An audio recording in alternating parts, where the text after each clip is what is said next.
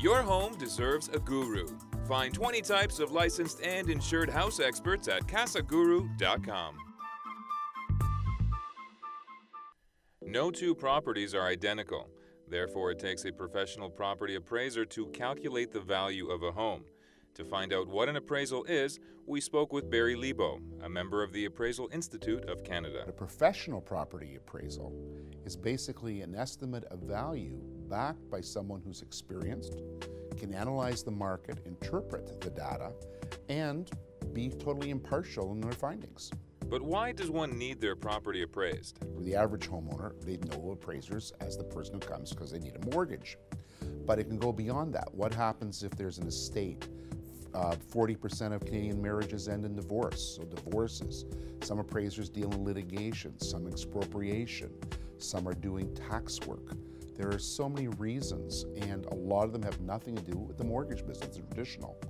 How exactly does the appraisal work? What the appraiser does is the easiest part is when they take a look at the property. That's what they call the inspection. That's the easiest part. What the public doesn't see is what goes behind the appraisal. The appraiser is looking at the deeds, the records, but he's also, or she's looking at the comparable sales data. What has sold, why it has sold, because human motivation is a very big factor. They have to understand the conditions, they have to do analysis. There's a lot of hours go into a single appraisal. Barry stressed the importance of when you should get an appraisal and its value to a homeowner. All appraisers must be members of Appraisal Institute of Canada, and there are a few things to keep in mind when you're looking to hire an appraiser. So the public's first question they should ask an appraiser is, when they phone an office, who in your office is familiar with my neighborhood? Give the appraiser a list of, the appraiser should have a copy of your assessment, a look at your survey and deed if possible, and maybe a list of everything you've done in the last years. How old is your roof? Does it still have a warranty? How old is the furnace?